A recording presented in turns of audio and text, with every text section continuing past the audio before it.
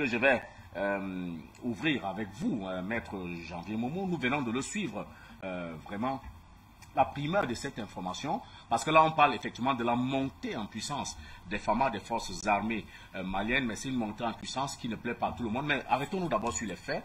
Là, ce sont les dernières actualités qui, me semble-t-il, ont été plus ou moins confirmées pour le moment. Amadou Koufa, qui a été mis aux arrêts par l'armée malienne, ainsi que vient de nous l'annoncer Issa Diawara, et le numéro 2 de Iyad Adgali, qui est arrêté ou tué. Il faut dire que cette montée en puissance, c'est vraiment l'armée malienne dans sa force, dans son déploiement. On sent que les autorités maliennes veulent très très rapidement mettre hors d'état de nuit tous ces groupes rebelles terroristes qui empêchent le Mali de tourner en rond. Monsieur Fred Bungu, avant de répondre à votre question, il faut restaurer certains pans de l'histoire du terrorisme dans le Sahel. Oui. Vous savez, celui qui s'est présenté comme étant l'ennemi juré des djihadistes s'est retrouvé avec ses propres katibas, c'est-à-dire la France. C'est-à-dire, vous connaissez ce qu'on appelle les katibas, c'est-à-dire des brigades. Dans les mouvements comme Army, les mouvements comme Army, Moujao, tout ça, ils ont des katibas, c'est-à-dire des brigades avec des responsables. Donc, un certain Dangabas Gali. Alors, ce sont les mêmes, Monsieur Fred Bungu, qui, pendant le sommet de Ouagadougou, ont exigé et obtenu du grand organisateur de la conférence de Ouaga qu'il y ait un cantonnement et non un désarmement des mouvements djihadistes. À ce niveau dès 2012, des interrogations ont commencé à fuser. Absolument. Comment est-ce que nous pouvons combattre des djihadistes en les cantonnant, en les désarmant pas? C'était la première entourloupe. Et la deuxième entourloupe, c'était d'être au commandement des mouvements de l'armée malienne. Qu'est-ce que cela veut dire? Cela veut dire que lorsqu'il y a un déploiement des FAMA, il faut que la France, qui était considérée entre parenthèses comme un ami, en réalité un ennemi, définit clairement les plans par là où vous allez intervenir. Et très souvent, lorsque les FAMA partaient seuls, ils essuyaient des défaites. Pourquoi? Parce que on informait les katibas pro-occidentales, c'est-à-dire leurs propres katibas, agissaient avec telles armes, ils sont des détenteurs de telle autre arme.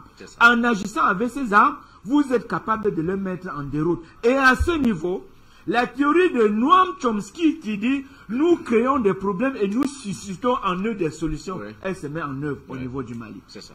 Alors, vous parlez de Koufa, Amadou. Mais il faut continuer à tirer un coup de chapeau aux FAMA, aux forces armées maliennes. Il n'y a pas un mois, ils venaient de recevoir du partenaire stratégique en matière de défense des armements et des hélicoptères de combat nécessaires, même avec des drones, qui leur permettent à un moment donné de cerner exactement où se trouve l'ennemi. Donc, la montée en puissance des FAMA, ce n'est pas un jeu de... c'est pas de la parole vaine qu'on est en train de prononcer, c'est à travers les résultats effectués sur le terrain. Monsieur Fred Bungu, comment comprendre à un moment donné que lorsque la France se sent repoussée jusqu'au dernier retranchement, il livre Drodel. C'est-à-dire, il ouvre l'un des patrons de leur Katiba. Parce qu'on sait aujourd'hui l'entourloupe qu'ils ont cultivé en sol malien. C'est-à-dire, ils vous disent nous combattons les djihadistes, mais en réalité, ils ont leurs propres djihadistes qui sont surarmés pour lutter contre l'armée malienne. Pendant l'opération Serval, qui était conduite lorsque les troupes au sol, commandées par le général Bikimo du Tchad, et secondées par celui qui aujourd'hui assure la transition au niveau du Tchad, lorsqu'ils atteignent les Ifogas, ils poussent jusqu'au dernier retranchement certains djihadistes contre lesquels ils voulaient en finir. Alors on vous dit, les Français leur ont dit, cela, allez, le travail est fait, c'est bon. vous pouvez rentrer. Justement parce qu'ils avaient atteint là où se trouvait leur propre Katiba, c'est-à-dire leur propre brigade, qui se retrouvait parmi Moujao, Armi et partout ailleurs. Alors, la montée en puissance des Fama, mais oui, c'est la continuité, c'est le jusqu'au boutisme dans l'engagement de libérer militairement le territoire malien. 1 241 km² de territoire, M. Fred Bungu. C'est un État-continent, le Soudan occidental, qu'est aujourd'hui le Mali. Alors, c'est un État qui était en proie à la division. À la division par qui? Par ceux-là qui ont dit, ils viennent vous apporter la liberté. Non, ils viennent vous apporter la sécurité. Et vous avez vu que le même mouvement, ce qui se passe au Mali, se passe dans plusieurs autres États au niveau de l'Afrique. Ils avaient 12 mouvements militaires en République centrafricaine. On vous dit des rebelles centrafricains, on parle des rebelles centrafricains, alors qu'en réalité, ce sont des Katibas, ce sont des rebelles formés, alimentés, armés, logistiquement, financièrement par la France. Donc, la montée en puissance de l'armée malienne, M. Fred Bungu, qui conduit à la mise hors d'état de nuit d'un certain Amadou Koufa, nous pouvons dire sans risque de nous tromper que sur le plan de la sécurité, le Mali est en train de retrouver la quiétude nécessaire qui est l'ingrédient majeur pour le décollage économique et politique de chaque État. Merci infiniment. Alors, patient par Fendon, le Premier ministre Choguel Maïga a notamment déclaré, en marge de la réception des jeunes marcheurs, que le commandement militaire malien a engagé des opérations sur l'ensemble du territoire il y a quelques mois. Et il dit qu'il y a quelques mois, ce n'était pas le cas. 80% du territoire était contrôlé par les terroristes. La tendance aujourd'hui s'est inversée. À quoi doit-on ça? Pour une armée où la France disait attention, si on s'en va, ce sera le déluge. Comment vous expliquez, vous, cette montée en puissance d'une armée malienne qui obtient des résultats palpables? Mais, à la suite de ce que vient de dire Jean-Pierre Momo, je pense qu'il y a une modification des règles d'engagement qui ont été faites au niveau de l'armée. Il y a une nouvelle structuration de l'armée.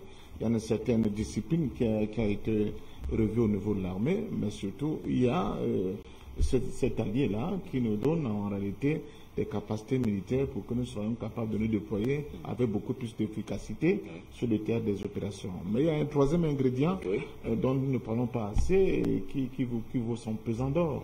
C'est la collaboration avec les populations. Ces populations qui ont enfin compris qu'en réalité, ce qui se passe, il s'agit de leur avenir. Elles collaborent de plus en plus mieux avec les forces armées, mais parce qu'ils ont vu ces forces armées à l'œuvre, et elles se rendent bien compte que ces forces armées sont plutôt là à leur service pour leur apporter la paix, pour leur apporter la quiétude, pour leur apporter la sécurité dont elles ont besoin pour pouvoir se mouvoir correctement. Vous vous rappelez de ce souterrain bunker qui avait été découvert.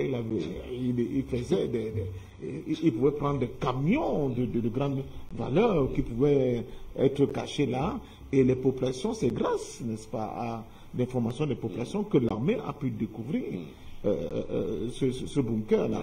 Et les populations disaient non, on savait pas. C'était comme une orméta. Quiconque s'aventurait à traverser le fleuve pour atteindre cet endroit-là était éliminé de facto. Absolument. Alors, c'est parce que les populations sont enfin en confiance. Elles collaborent nettement mieux avec ces forces armées. Les forces armées, quant à elles, elles ont bonifié, j'allais dire, en quantité, en qualité, les armements, les armes qu'ils ont. Ils ont des drones, comme l'a dit d'autres, mais surtout les dernières livraisons que j'ai vues avec ces hélicoptères de combat, c'est quelque chose d'attaque, c'est d'incroyable. Maintenant que la France n'a plus la même mise sur le renseignement, il ne faut pas l'oublier, c'est la France qui fournissait le renseignement à l'armée malienne. À partir du moment où on a coupé, elle ne sait plus ce qui se passe, le type de renseignement que reçoit l'armée malienne, ou est-ce que le commandement général de l'armée malienne décide de frapper et comment. Je crois que les résultats ne pouvaient que suivre. C'est tout à fait quelque chose de trivial. Et cela dénote de quelque chose de très grave. C'est-à-dire qu'en réalité, nous avons sur notre continent, depuis les indépendances, quelqu'un qui joue au pompier pyromane.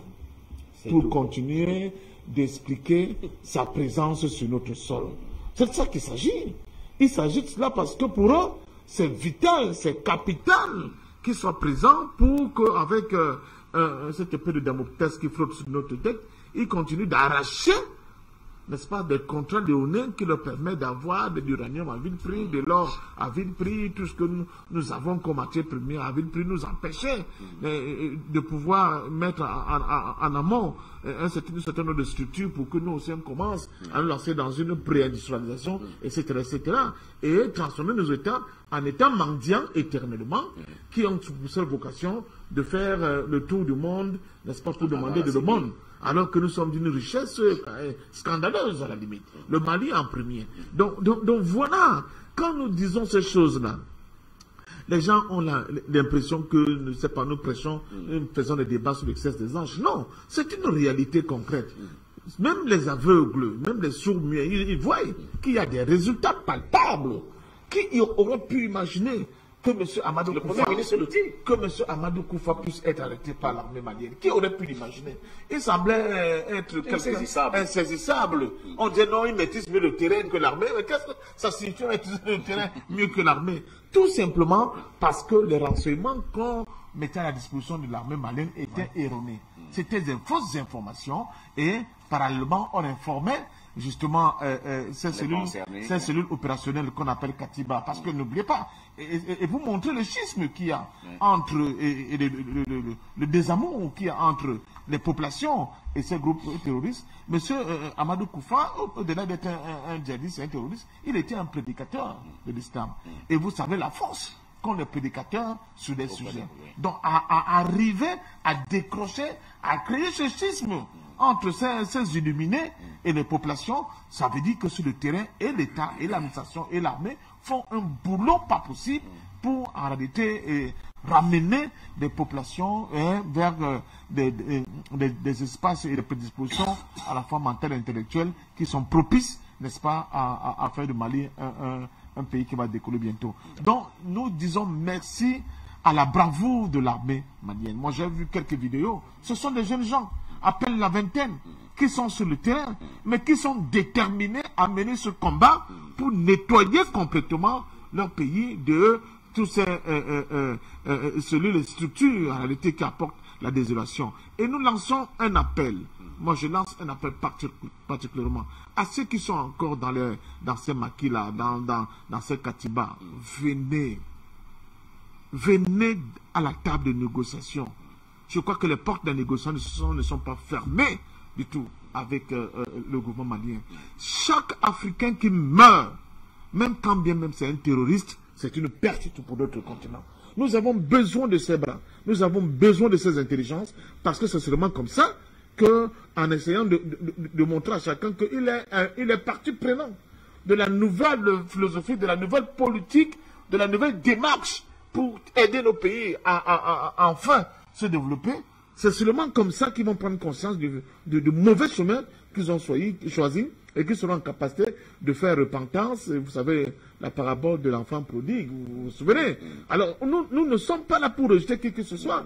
Ils ont été trompés, on les a induits en erreur, ils ont fait des mauvais choix. Chers frères, il est temps de revenir à la maison pour qu'ensemble nous puissions construire cette maison. Cela peut sembler un peu, j'allais dire, naïf, mais il ne faut lésigner sur aucun moyen, sur aucune arme à notre disposition pour mettre fin très rapidement à cette bérésina-là et nous lancer définitivement vers la construction d'une Afrique nouvelle, libre, indépendante et souveraine. Bravo aux forces armées maliennes, bravo au colonel Assimi Goïta et à son courage, à sa détermination. Bravo, n'est-ce pas, au Premier ministre Choguel Maïga et à ce gouvernement qui ne cesse de nous surprendre. J'ai encore vu le ministre des Affaires étrangères, M. Diop, tout à l'heure. Ça prouve qu'au-delà de ce que nous avons dans notre sol, dans notre sous-sol, nous avons aussi de la qualité humainement parlant.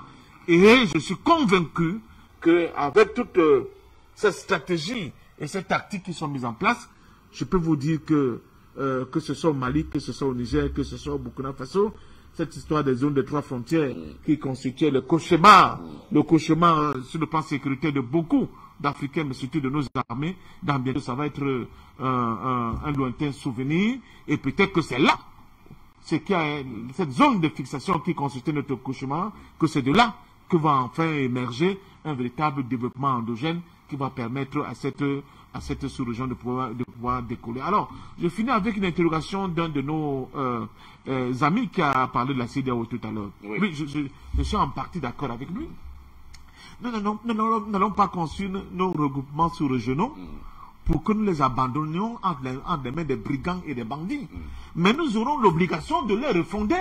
Parce que ces regroupements-là, comme c'est le cas de la CEDEAO, dans sa formule actuelle, ne peut pas être au service de notre continent. Cela est vrai.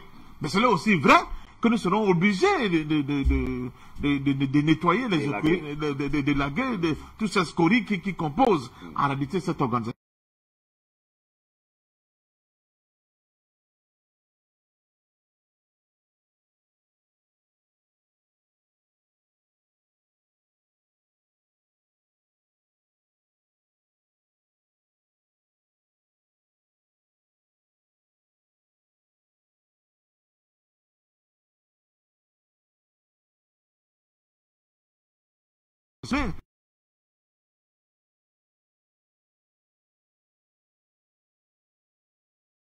Jusqu'en Californie, sans que cela pose des problèmes. Je ne sais pas, de l'état de Wisconsin, pour aller travailler, je ne sais pas, au niveau de l'état de Californie. Voyons cette vision-là. Mais nous, les Noirs, nous avons encore beaucoup plus de raisons pour aller vers la fédération de nos États, de nos peuples, de nos populations, mieux que ces gens-là qui sont souvent des histoires disparates. Nous avons tous été faits esclaves, nous avons tous été dans cette colonisation qui n'a pas dit son nom. Nous sommes là depuis pratiquement... Je pense que ce qui nous unit est plus important que ce qu'on nous a imposé pour nous diviser. Et c'est pour cela que je dis bravo une fois de plus à ces jeunes marcheurs, parce qu'en fait, ils ont créé ce qu'on appelle le lien qui manque du point de vue de la symbolique, pour qu'on montre que tous les peuples qui sont aujourd'hui par la force de leurs élites contre le peuple de Mali, en réalité, ce peuple-là ont cette envie incommensurable, ont cette détermination à faire chorus avec le peuple malien, parce que eux et le peuple malien ne forment qu'un et seul et même peuple. Merci, il fallait que cela soit dit, ça a été le cas. Je voudrais revenir vers vous, Issa Diawara, avant de retrouver notre ami Dieu Dedor sur le plateau. Alors, Issa, l'armée malienne engrange des très bons résultats, cela est visible. On a encore le communiqué du 1er avril qui a été publié par l'armée avec une cinquantaine de terroristes neutralisés, d'importants matériels militaires, notamment des munitions et des armes saisis. Mais pourquoi est-ce que, de votre point de vue, cela dérange la France? Pourquoi la France devrait-elle trembler de ces bons résultats engrangés par l'armée malienne? Ok, merci. Cela dérange la France. Évidemment, ça dérange la France et ses pions pour beaucoup de raisons. Nous allons citer quelques-unes de ces raisons. Vous savez, la France, en arrivant ici, elle avait pour mission, ou en tout cas, elle s'est donnée pour mission d'aider l'armée malienne, les forces armées maliennes à monter en puissance et d'aider les forces armées maliennes à recouvrer l'intégrité territoriale, d'aider les forces armées maliennes à être très bien équipées et à finir avec cette question du terrorisme. Malheureusement, aucun de ces résultats n'a été atteint. L'armée malienne n'avait toujours pas recouvré son intégrité territoriale. D'ailleurs, bien au contraire, quand la France arrivait, la crise n'était qu'au nord. Donc la crise s'est propagée jusqu'au centre, et même plus près des faubourgs de Bamako. Donc c'est là que le peuple malien a dit ça suffit, il y a eu ce soulèvement. Et ensuite, aider l'armée malienne à monter en puissance, bien au contraire. Les forces armées, la France n'a jamais su aider les Maliens. Au contraire, ça nous a affaiblis. Nous avons même l'impression, même les Maliens lambda se retrouvaient dans la rue parce qu'on s'est senti trahi quelque part. On dit, mais comment les djihadistes, comment les terroristes peuvent avoir autant de renseignements sur les postes militaires du Mali, sur l'emplacement des camps militaires du Mali. Vous avez ces gens-là attaquaient chaque fois à la moindre faille. Ce qui veut dire que les groupes terroristes avaient plus de renseignements sur les forces armées maliennes que le Mali n'avait sur eux. Et ensuite, qu'est-ce qui peut déranger la France? D'abord, les Maliens, les officiers du Mali, ce sont les mêmes militaires. Hein. Ils ont d'abord compris que le problème, c'est un problème d'effectifs. Donc, il faut aller dans ce sens. Donc, aujourd'hui, il y a le recrutement en cours en tout de plus de 10 000 militaires. Beaucoup sont déjà dans les centres de formation. Il y a ceux qui ont été intégrés directement des anciens combattants dans les forces armées maliennes qui sont déjà aptes au combat et qui ont compris qu'ils s'étaient trompés du côté. Donc, ils sont revenus, ils doivent bénéficier de formations hautes. Donc, au niveau de l'effectif, l'armée malienne est en train de grossir ses rangs très rapidement. Ensuite, au niveau du matériel, vous savez que le Mali a acheté un avion Casa comme à l'Amérique, mais cet avion n'a jamais été livré. Un avion de transport de troupes, pour qu'on puisse éviter les embuscades hautes. Mais ils ont bloqué ça, c'est la France qui a fait bloquer ces avions de transport de troupes. Donc, comment on peut monter en puissance quand vous bloquez le matériel que le Mali achète avec ses propres moyens? Que la France ne donne pas cela en don ou une autre puissance. Mais c'est des choses achetées par le Mali, mais qui ont été bloquées par la France pour rendre les forces armées maliennes toujours dépendantes de la France, toujours solliciter leur intervention aérienne. Aujourd'hui, le matériel est là. Il n'y a pas que des hélicos de combat. Je sais que d'autres équipements de dernière génération, on a vu ces radars, on a vu d'autres choses qui sont déjà sur place. Et les blindés, on continue d'en multiplier. Et ensuite, nous avons aussi bénéficié d'une formation de qualité. Vous savez, les instructeurs russes, aujourd'hui, sont en train de former de façon intensive les forces armées maliennes qui peuvent être redéployées tout de suite sur les théâtres d'opération. Autrefois, c'était des forces de l'Union européenne, c'est pas de la France, des gens qui disaient qu'ils étaient venus nous former, mais former les forces armées maliennes. Mais vous allez constater que c'est des formations dans les salles de classe, et pendant 9 mois, 10 mois, 12 mois, les gens ne sont jamais opérationnels. C'est sur quoi, une minorité comme ça, et je ne sais pas, un droit de ça, et ils ne respectent aucun droit dans la guerre. On a vu la France tuer des civils ici dans un mariage. Après la formation, il y a le renseignement. Aujourd'hui, nous avons plus de renseignements sur les terroristes. Dans leur cachette, l'armée malienne aujourd'hui mène des frappes sur les terroristes pendant qu'ils sont en train de dormir. Ça, c'était du jamais vu. Auparavant, nous, on était dans une position défensive. Mais aujourd'hui, le Mali est dans une position offensive. La zone des 3 frontières dont on parle, aujourd'hui, le Mali ne cesse de mener des ratissages dans ces zones. Et c'est ce qui dérange. Et tous les groupes terroristes qu'ils ont formés de l'autre côté de la frontière, ou des groupes terroristes qui ont été formés à partir de l'enclave qui a été constituée dans Kidal. Parce que n'oubliez pas, l'armée française avait empêché les forces armées maliennes d'avoir accès à la ville de Kidal. Et c'est de là-bas qu'ils avaient créé un sanctuaire. C'est où ils ont eu à former des terroristes pendant 2 ans et personne, aucun militaire malien n'avait accès à ces camps militaires. Et c'est de là-bas que ces camps, les militaires là sortaient. Vous allez constater que tellement ces gens-là avaient des renseignements de la part des Français autres, que seules les troupes maliennes sautaient généralement sur les mines. Rarement les Français et l'aménagement.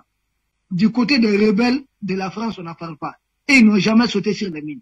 Il n'y a que des forces armées maliennes qui sautent sur des mines. Donc aujourd'hui, les renseignements, on est au top. Nous avons des informations sur ces gens. Au moindre mouvement, ils sont décapités. La fois passée, je vous ai parlé, ça viendra dans un communiqué sans doute du ministère de la Défense. Et beaucoup de terroristes ont été tués pendant qu'ils voulaient s'approvisionner. Même la fermeture des frontières empêche les terroristes de circuler normalement aujourd'hui, puisque nous sommes en train de surveiller nos frontières. Et ensuite, il faut dire que le commandement a changé. Le leadership a changé. Vous avez aujourd'hui des généraux dans certains camps, dans des zones militaires, ce qu'on appelle les zones militaires. Vous avez des généraux, vous avez des colonels à des postes avancés. Donc le leadership même a changé. Donc le moral est au top. ce sont les cadavres des terroristes qu'on compte aujourd'hui au Mali par dizaines, par centaines.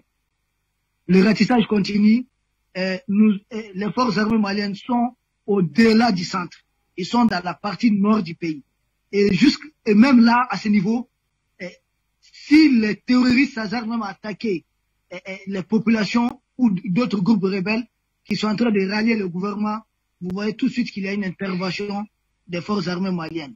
Bien que les terroristes continuent de bénéficier d'autres renseignements. Parce que n'oubliez pas quelques attaques que les forces armées maliennes ont subies. Ce sont des attaques qui ont eu lieu quand il n'y avait uniquement que de mauvaises conditions météorologiques. C'est dire qu'il y a une puissance qui les informe des conditions météorologiques pendant lesquelles les vecteurs aériens du Mali aura du mal à intervenir. Donc cette montée en puissance des forces armées maliennes gêne au-delà des frontières, en tout cas de la CEDEAO, c'est-à-dire même gêne la France, tout simplement parce que la France n'a plus sa raison d'être. Nous faisons mieux que ce qu'elle était venue, elle était censée faire au Mali. Elle s'était restée ici, semer le chaos, voir comment justifier sa présence dans la région pour sécuriser les mines d'Areva et autres. Le Mali l'a montré A plus B que vous n'avez plus de raison d'être ici. Donc nous savons sécuriser notre pays et le Mali est en train de donner un bon exemple à d'autres pays. Et ces autres pays, tôt ou tard, n'auront d'autres choix que de rejoindre la position du Mali. Sinon, leurs populations vont se soulever. Parce que le Mali est en train de marquer aujourd'hui des résultats positifs. Le moral au top. Nos militaires ne craignent plus rien. Nous avançons à grands pas. L'administration est en train de se redéployer. Les réfugiés sont en train de regagner leur localité en grand nombre. Ça doit inspirer les autres localités qui sont dorénavant coupées. Au Mali, aujourd'hui, les terroristes n'occupent aucune base. Nous fouillons toutes les forêts. Les terroristes, aujourd'hui, sont dans une stratégie d'évitement, comme le dit l'état-major des forces armées du Mali. Donc, c'est une montée en puissance qui gêne, parce que la France a peur que le Mali soit un cas d'école, un cas d'exemple. Malheureusement, la France ne pourra rien faire dans ce dossier. Merci. Merci à vous, Issa Diawara. Alors, Dionedor Yumbi, comme l'a dit Issa Diawara et même Patient Parfendom, on voit qu'il y a une bonne symbiose aujourd'hui entre l'armée malienne et les populations maliennes. Et comment comprendre que avec cette entente-là, il y a des accusations d'exaction contre les civils proférées par notamment la France contre l'armée malienne? Exactement, je rigole là tout de suite parce que c'était les premiers propos que je voulais demander à M. Le Drian de venir voir ce qu'ils ont passé pendant 9 ans au Mali et que juste à leur sortie, nous avons la capture de M. Amadou Koufa et du second de Yad Admi, qui résulte tout simplement que le président de la République du Mali, M. Assimi Goïta, et son chef du gouvernement, M. Choguel Maïga, et tout son gouvernement, et les populations maliennes souveraines sont en symbiose sur l'avenir du Mali. Là, j'argumente tous ces mots que les journalistes à l'étranger là-bas puissent comprendre que l'Afrique est reconnaissante des droits et sur la légalité dans des États.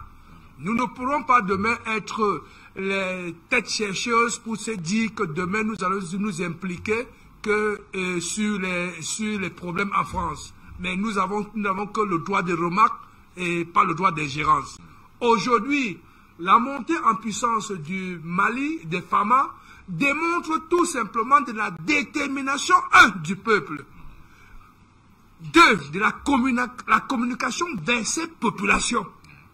3, maintenant, la dynamique dont les relations dont la nation malienne a eu à collaborer avec une nation puissante qui vient tout simplement apporter sa contribution sur les demandes qui ont été faites par cette nation, le Mali. Chose que le Mali avait fait avec la France. Et où, avec la France, il y avait déjà des accords coloniaux liénais qui existent entre le Mali et la France, mais qui n'a jamais été respecté. Et aujourd'hui, c'est un nouveau ami, un nouveau partenariat qui vient remonter maintenant les valeurs sécuritaires, donner à l'armée malienne ce qu'elle a voulu pour pouvoir prendre en main sa destinée. Aujourd'hui, ce n'est pas Wagner qui est en forêt au Mali, non, c'est l'armée malienne. Ce n'est pas les instructeurs russes qui sont dans le désert, non, c'est l'armée malienne. Les instructeurs russes sont dans les casernes pour former, pour apporter les contributions, et les femmes sont au champ avec les appareils que nous attendions depuis 9 ans, que la France, en disant nous allons partir, le Mali va regretter, qui nous disent que voici le matériel de guerre que nous avons laissé au Mali. On n'a jamais rien eu. Mais ces matériels qui sont arrivés avec infrarouge démontrent la détermination aujourd'hui que même les populations enfin peuvent rêver grâce à la Russie, et que ces populations sont en train de collaborer maintenant en toute quiétude. Ils n'ont plus peur que si je collabore demain on viendra détruire ma maison. Non. Aujourd'hui, la jeunesse malienne, derrière le président Assimi Goïta, sont fiers parce que le Mali est en train de prendre sa souveraineté totale et au niveau de sa sécurité, elle est en train de faire un bon boulot. Et ce bon boulot interpelle maintenant tout le voisinage parce qu'il y a beaucoup qui ont peur. Je pense qu'il y a un pays comme la Côte d'Ivoire qui a peur de ce que le Mali est en train de faire parce que tous devaient passer, les forces Balkans qui voulaient aller se replier vers la Côte d'Ivoire pour revenir par ricochet derrière sur le Mali ne peuvent plus aujourd'hui, vu ce qu'il y a comme matériel militaire. Il y a aujourd'hui au Burkina Faso, ceux qui sont là aujourd'hui sont en train de voir comment le Mali est en train de fonctionner aujourd'hui avec tout le matériel militaire qui les est fourni par l'ami russe. Aujourd'hui, nous attendons tout simplement que les pays du Sahel puissent voir comment la Russie a apporté encore une atmosphère d'émergence et de développement au Mali pour corroborer avec le Mali et que enfin les djihadistes, comme je dis souvent ici, qu'il y a des djihadistes panafricains qui ont été entraînés pour rien. Aujourd'hui, nous devons seulement voir que la France est en train de trembler aujourd'hui parce que la communauté internationale, l'opinion internationale sont en train de voir en manque de vision maintenant, même s'ils ont bloqué toutes les chaînes, ils vont seulement que vivre ça en direct grâce à Afrique Média et grâce à certains médias, que le Mali, qui a toujours été vanté comme cette terre, toute la CEDEAO, que sans elle, la France, le Mali va tomber, la CEDEAO va tomber. Aujourd'hui, les nations de la CEDEAO, les peuples de cette nation sont en train de dire à la CEDEAO, il faut une réforme pour qu'on puisse reconnaître toutes vos décisions. Aujourd'hui, c'est le Mali qui est en train de démontrer maintenant aux yeux du monde entier que enfin la France n'a rien foutu parce que au Mali, parce que depuis 9 ans, nous avons pris il y a tout simplement qu'un an. Voici les résultats et que nous savons bien que depuis 60 ans, aucune nation pour sortir par là, la France n'a jamais apporté sa contribution à une nation. S'il vous plaît, je m'en voudrais de ne pas... Allez, on va prendre une personne, certainement vous, Nestor Podacé, en guise de conclusion. Comment est-ce que vous voyez donc cette montée en puissance de l'armée malienne d'un côté et de l'autre côté, les accusations d'exaction provenant de la France qui manifestement tremblent des résultats obtenus par l'armée malienne? Bon, les deux autres sont partis, eh bien. Issa Diawara, à vous donc la conclusion de cette émission. Finalement, que retenir? Les forces armées maliennes sont complètement en symbiose avec le peuple malien. C'est ça qui peut également expliquer les résultats qui sont obtenus ces jours-ci? Oui, effectivement. Bonsoir au grand frère Samuel Djenedor. Bonsoir à vous-même, frère Bungu. Et effectivement, il y a une grande symbiose entre ici les populations et les forces armées du Mali. Et cela ne date pas d'aujourd'hui, de tout temps. Même quand les forces armées maliennes étaient réellement en difficulté, les populations n'ont jamais cessé d'être là. C'est vrai que dans certaines situations difficiles, et dans certaines zones, les populations avaient peur de collaborer parce qu'elles étaient soumises à une peur qui était sciemment cultivée puisqu'elles étaient soumises à des représailles. Du moins qu'elles communiquaient, le lendemain, c'était des exécutions. On a vu des imams, des chefs de village qui ont disparu, des notabilités. Mais aujourd'hui, tout cela a cessé. La peur a changé de camp. Et je crois personne n'a le droit de justifier, de faire monter le terrorisme en puissance au Mali pour justifier sa présence ici. Affaiblir les forces armées maliennes, faire monter en puissance le terrorisme pour justifier son maintien au Mali pendant 20 ans ou 100 ans, pour piller longtemps les ressources. Et je crois que nous avons compris cela. Nous avons été dans les mêmes écoles que ces gens qui veulent faire ces pratiques d'un autre âge qui relève même de l'école. Donc c'est derrière nous. Et les populations du Mali sont aujourd'hui en symbiose avec les forces armées maliennes. Et d'ailleurs, la population, la jeunesse dans sa grande majorité est prête même à être volontaire. Même si elle est sollicitée demain matin, nous sommes prêts à apporter notre contribution.